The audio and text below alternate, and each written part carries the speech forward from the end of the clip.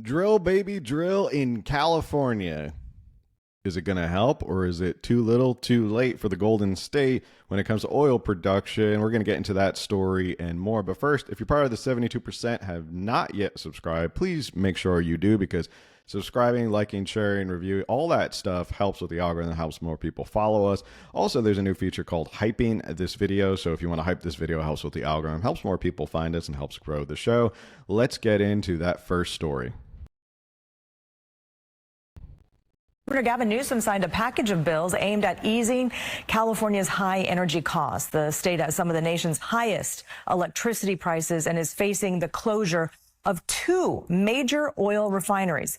The legislation includes a measure to boost oil production in Kern County, create a regional energy grid with neighboring states, and replenish an $18 billion wildfire fund to help stabilize electricity rates. Governor Newsom also extended the state's cap and invest program through 2045, limiting emissions while funding climate and housing projects. In a statement, Governor Newsom says, quote, "I just signed into law the biggest electricity bill refunds in a decade. Millions of Californians will soon start saving billions on their energy costs, and the savings don't stop there. We're stabilizing the state's gasoline supply to avert severe price spikes at the pump, and we're making it easier to build the abundant clean energy we need to keep bills lower. On top of all that, we're doubling down on our best tool to combat Trump's assaults on clean air, cap and invest, by making polluters pay for projects that support our most impacted communities." So you can see he's walking the tightrope of trying to be moderate enough and say, don't worry, guys, we're going to increase oil production so that we can keep those energy costs down. But also, don't worry, uber progressive wing of my party, we're still going to do the whole climate change thing. But, you know, this whole gas thing, it's too much political heat right now for people to be paying $10 a gallon. End of quote from the governor. Now, following the bill signing, Republican Assembly Minority Leader James Gallagher shaped his thoughts on the legislation on social media, saying, translation, I, Gavin C. Newsom, am slightly reversing course on my own policies because they suck and would have driven gas and electricity prices even higher. Gallagher also said in his post, quote, nonetheless, I am not lowering any of those costs. Good luck to you, California. I'm busy running for president, end of quote. You can read more about the bills and reactions on KCRA.com. Again, reactions for both Gallagher. Have to love that quote by James Gallagher. Always seen the obvious. We all know that. It's no mystery, even though he hasn't formally announced yet. We all know he's going to run for president in 2028. So is this sort of him just moderating to make it look like he's friendly to the gas companies now, so that it doesn't look like he's going to be president and turn all of America into a country that is forced to drive EVs and subscribe to a lot of these green energy alternative fuel ideas? And maybe he's just doing this to moderate, or the fact that there actually is a big concern that we might be facing $10 a gallon gas here in California very soon. We did a video on that a couple months back, so if you want to go check it out, I'm going to post the link somewhere up here, or you can see the box right here and go check it out. It is no surprise that California has been not kind to the oil industry, but now it seems like they are trying to scramble. There is a great article by Zero Hedge who went ahead and detailed this. One of the bills was SB 3237, which will clear the way for drilling in the state's Central Valley, home to the state's largest oil reserves and by far its greatest producers, after legal battles and regulatory restrictions brought production to a grinding halt and sent refineries packing. By certifying a Kern County environmental impact report that has been tied up in litigation for at least a decade, thus temporarily exempting drilling from environmental review, the bill paves the way for approval of up to 2,000 new well drilling permits annually. A Phillips 66 refinery in Los Angeles also announced in October 2024 that it would close by the end of this year, and 6 refineries have closed since 2008, 2 of them converting to renewable diesel. Operators have cited high operating costs and punishing state regulations as reasons for leaving. Last year, the state fined Valero $82 million for air pollution violations at its Benicia facility. I wonder why refineries are looking to get the heck out of California when you're being fined $82 million a year. Progressives of the Democratic Party here in California, obviously not happy. Notorious assemblyman who still lives in his mother's basement, Alex Lee and Tasha Boner, both Bay Area Democrats, were among the 4 no votes, calling the bill a regulatory giveaway to big oil and a huge step backward in the state's efforts to protect vulnerable communities and workers, respectively. Quote, like the dinosaurs that they process into petroleum oil, the fossil fuel industry is a dinosaur. It is dying out, and refineries and facilities are closing not just in California, but in Texas and across the world, Lee said. He proposed legislators should instead be concerned with the true affordability and the workers and communities that be left to clean up when the producers leave and the demand inevitably continues to fall. A Democratic Assembly member Carl DeMaio, now I thought that was really funny that they called him a Democrat, but Democratic Assembly member Carl DeMaio, typo there, said he struggled with the bill because it doesn't go far enough to ensure affordable energy supply, but represents a compromise that tries to balance competing perspectives. Quote, my hope is we can do better next year. Finally, and this might be the most important point that kind of encapsulates this whole video, in my opinion, Democrat State Senator Jerry McNerney, meanwhile, stressed the ultimate goal of the compromise, quote, if we don't keep gas prices affordable, we will lose public support, and in doing so, we will lose the fight against climate change. So I think that is very telling that he says, look, if we don't actually help stabilize gas prices, you know what's going to happen? People are going to revolt when they're paying $10 a gallon in gas. They're going to throw us out of office.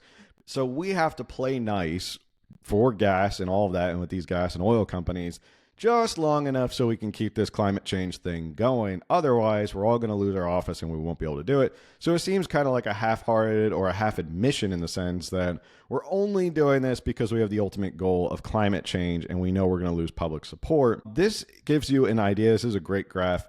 This is a graph of how much California has lost in oil production over the years since 1981. So you can see 1.2 million barrels a day. It was up in 81, up in 85 was at the peak, and now it's all the way down in 2025. Basically, no more oil production. If you look at that graph, you can see that there is not much oil production in California at all. And it does kind of beg the question, why now? And why all of a sudden are they reversing course? Could it be because they know Democrats are going to be in trouble if it's $10 a gallon gas? Even in California, that's not popular with the voters, and they'll start throwing Democrats out of office and maybe flip the legislature or flip the governor's office. There is that fear. So obviously, Jerry McNerney, the state senator, kind of pointed it out and half admitted we need this public support. So that's why we're doing this.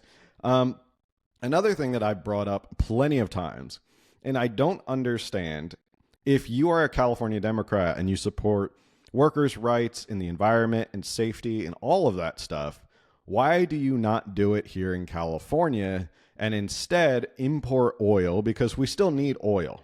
No matter how much Alex Lee or Tasha Boner want to say we don't need it and it's dying out, tens of millions of people in California still need petroleum and oil every single day to get to work, to do what they need to do. Trucking needs to deliver goods. We still need oil to get all of our economy going. So you can't just get rid of it overnight.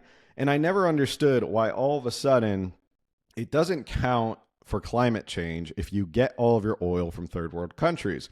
Wouldn't it be better for our economy if we actually had good paying jobs here in California, drilling for oil here, where you can ensure that there's worker safety, that they're paid properly, that OSHA, all of that stuff. Also that you can see and make sure that it's not damaging the environment, that it's not spilling out everywhere. You can do everything you want to do and still get the oil that is literally under the ground here. I want to show you this graph because I've shown it plenty of times before, but it is kind of eye-opening how much oil California gets from foreign countries. Because again, we need oil. So even if they want to say they're carbon neutral or they're pushing towards carbon neutrality here in California, I guess if you get the carbon or carbon is emitted in foreign third world countries with no worker protections, that's fine. But as long as here in California, we can pat ourselves on the back and say we're zero carbon or zero carbon emissions, that's all fine and dandy. So you can look at this graph and see Ecuador.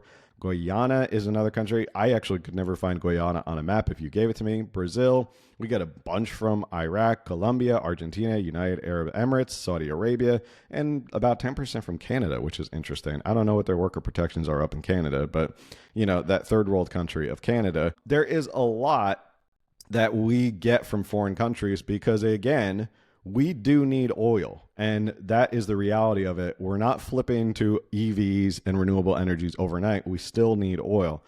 And I want to talk about this last article that I think is really kind of telling. This is from the Wall Street Journal.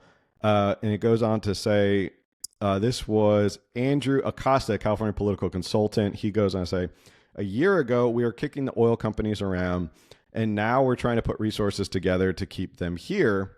This year, the State Energy Commission put on hold implementing a cap on refiners' margins. Remember the whole, we're going to punish oil companies for gouging people. That was the big thing that Newsom was talking about. It's the oil companies who are gouging people, and they tried to do that and tried to punish them. Boy, I'm shocked at why refineries and drilling companies are pulling up and getting the heck out of here. Chevron's Waltz, who led a company campaign that laid blame for high gasoline prices on state legislators, said California needs to do more if it wants to be considered a friendly investment environment. He suggests the state roll back regulations that affect ocean-going vessels docked at California ports, among other things. Waltz said that he has had productive conversations with the Energy's Commission, but they've got to reverse 25 years of trying to put us out of business. That is a lot of work if you're the Energy Commission in California. Again, you can't say that oil companies are the boogeyman and the cause for all of the ills of society in California for 25 years plus, and then all of a sudden turn around and go, whoa, wait a second.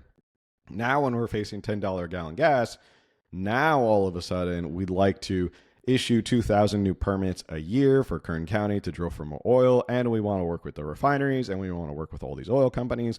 It may be too little too late, and I think the Democrats have seen the writing on the wall that they are going to be in trouble if it does get to $10 a gallon in gasoline, and they could possibly be facing getting thrown out of office, because I don't care who you are, Democrat, Republican, Independent, Libertarian, Green Party, whatever. At the end of the day, you got to fill up your gas tank, and when it's $10 a gallon, it's very hard to not blame the people in power for why gas is $10 a gallon here in California, and it's $3 in most of the rest of the United States.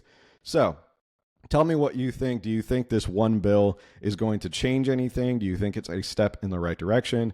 Do you think this is just Gavin Newsom trying to position himself as a moderate who's not going to turn the whole country into a land of EVs and renewable energy if he ever becomes president? God forbid. Do you think this is going to make any impact on gas prices here in California? Let me know in the comments what you think, and I'll see you on the next one. Later.